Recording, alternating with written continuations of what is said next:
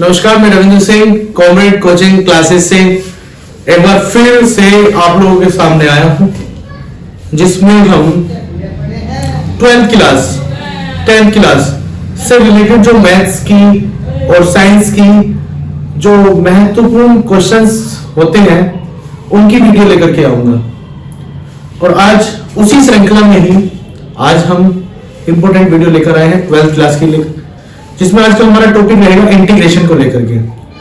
Integration एक वो topic है मैथ्स में 12th क्लास में जिसमें ज्यादातर बच्चे कंफ्यूज रहते हैं कि सर इसको कैसे सोल्व करें, और सोल्व करने का कोई ऐसा आसान सा उसमें मेथड मिल जाए जिसके माध्यम से हम क्वेश्चंस को आसानी से कर सके। तो आज मैं उन्हीं जो सोर्स माध्यम है उनको लेकर के आया हूं।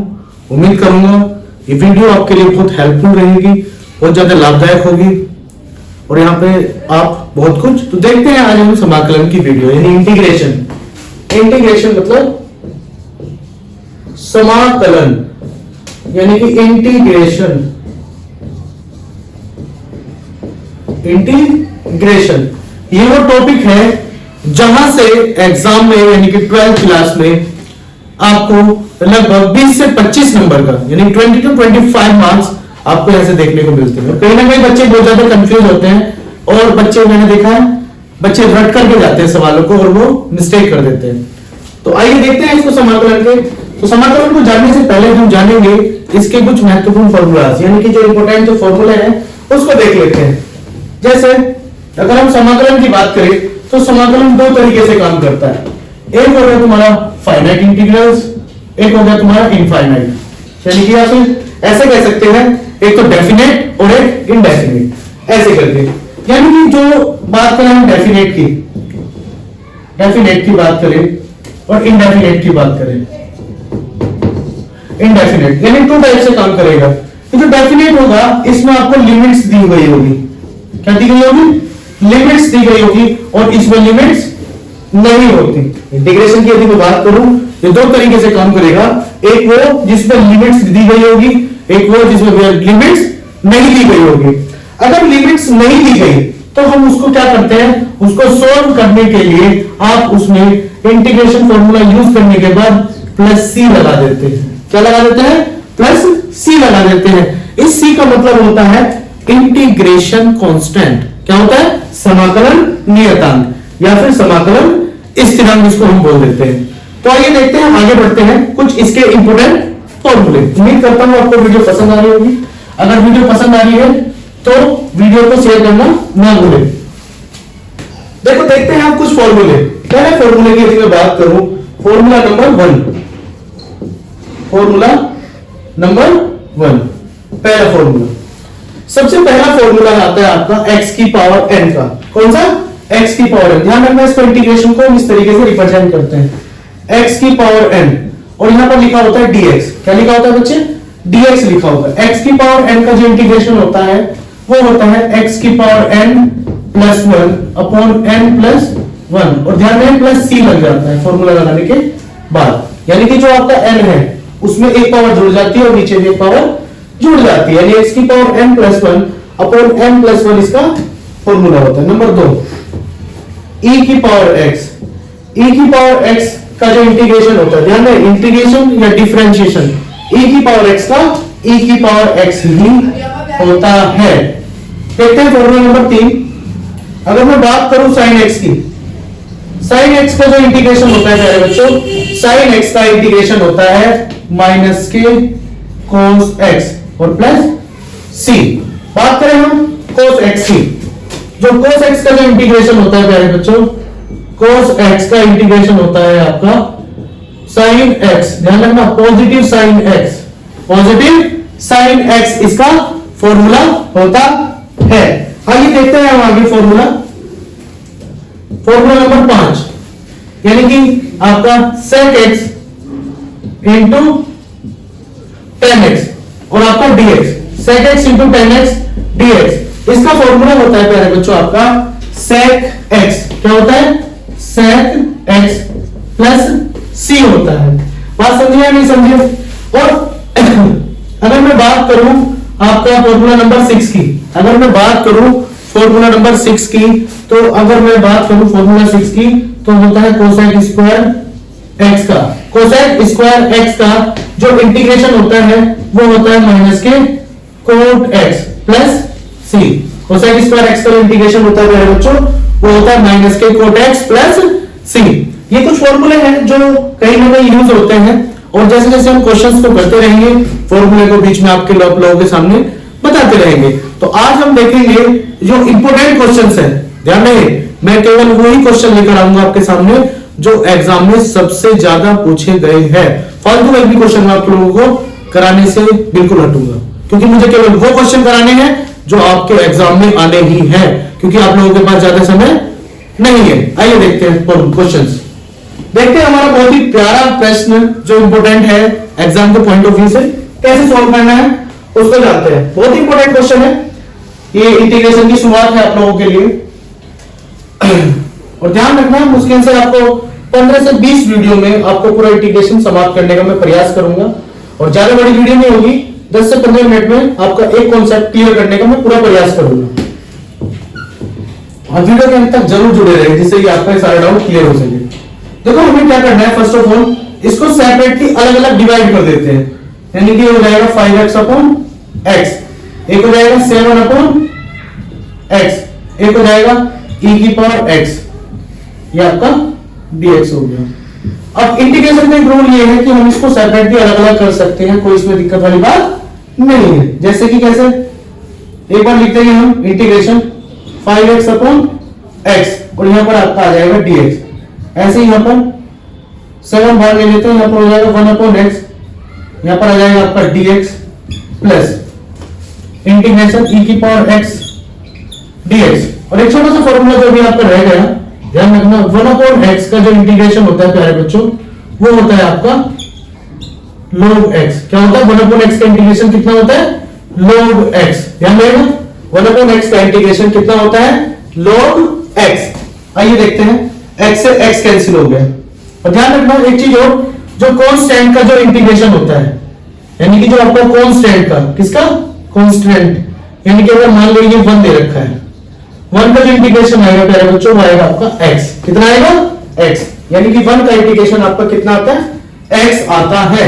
जैसे मैं यहां पर बात करूं तो 5 हो जाएगा और यहां पर हो जाएगा 1 dx प्लस ये आ गया 1 अपॉन x। 1 अपॉन x का इंटीग्रेशन कितना होता है, log x, log x plus ऐसी e की पावर x का इंटीग्रेशन e की पावर x होता है।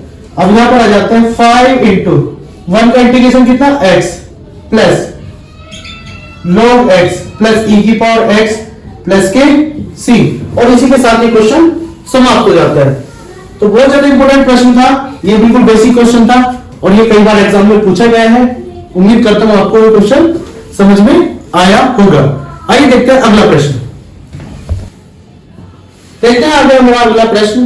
क्वेश्चन दिया हुआ है 3e की power x minus 1 upon 5x plus sec x into 10x। बहुत ही ज्यादा इंपॉर्टेंट क्वेश्चन है, आसान है। देखते हैं कैसे करना है इसको। अगर आपको आता है तो इसका आंसर जरूर कमेंट करें।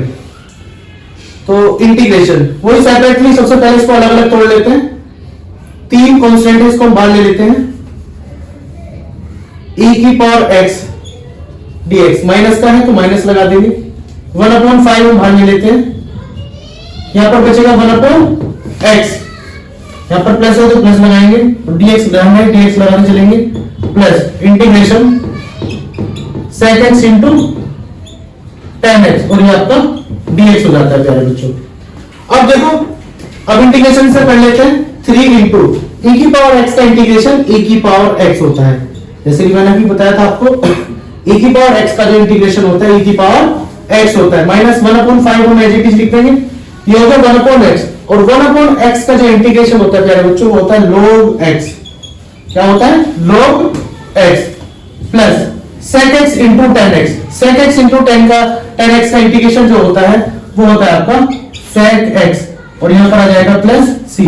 इसी के साथ ये क्वेश्चन हो जाता है समाप्त। उम्मीद कर रहा हूं कि आप लोगों को ये क्वेश्चन समझ में जरूर आ रहे होंगे। आइए देखते हैं इसी तरीके से अगला प्रश्न। और ध्यान रहे ये सभी प्रश्न वो प्रश्न है जो एग्जाम में लगभग 4-5 बार आए हैं, आप प्रीवियस ईयर देख सकते हैं। और ये एग्जाम में आने के पूरे पूरे चांसेस भी हैं।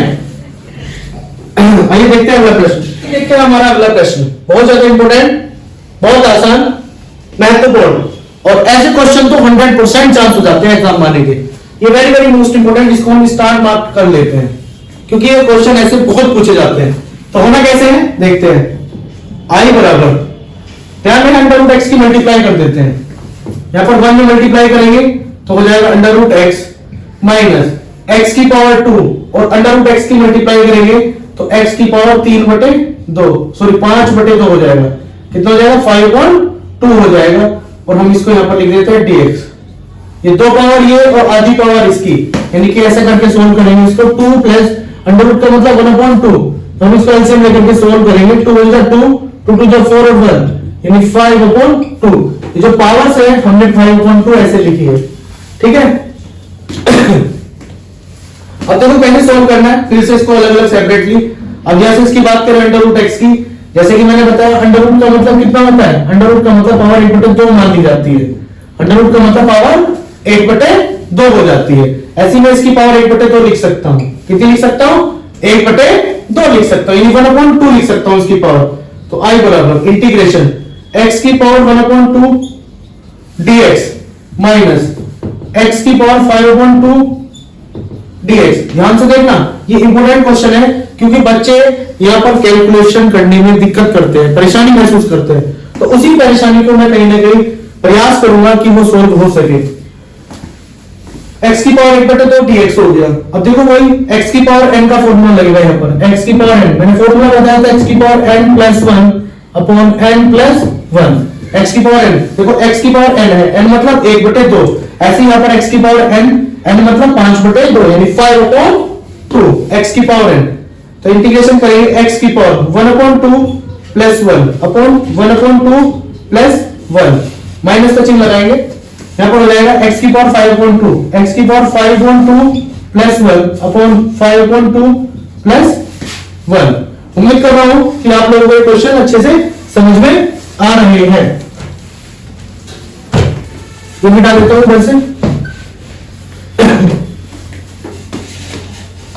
अब देखो x की पावर 1/2 में, यानी आधे में एक पावर जोड़ दी जाती है तो 3/2 हो जाती है, यानी 3/2 हो जाती है। x की पावर 3/2।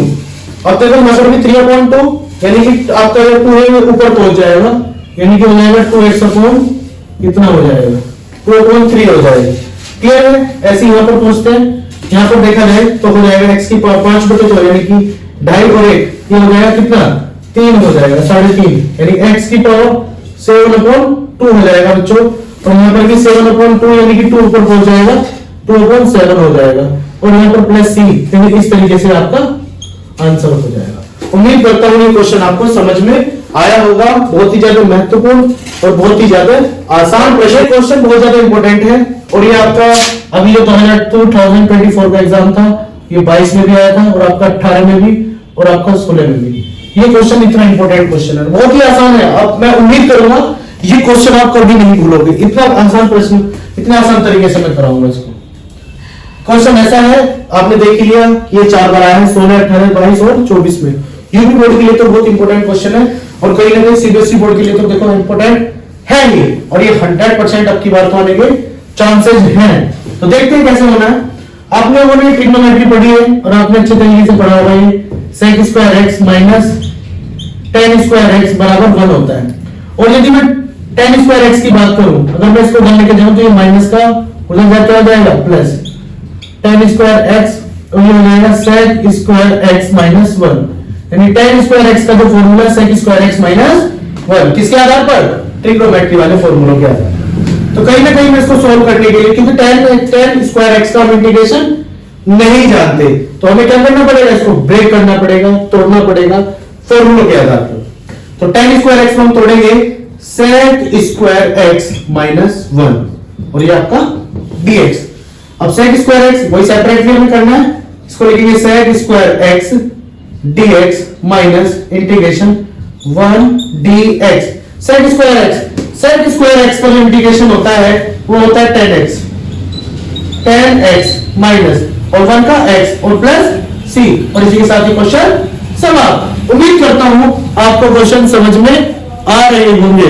इसी तरीके से मैं फिर से अगली वीडियो में आप लोगों के सामने उपलब्ध रहूंगा, लेकर के आता हूं एक फिर से धमाकेदार और इंपॉर्टेंट क्वेश्चन की वीडियो।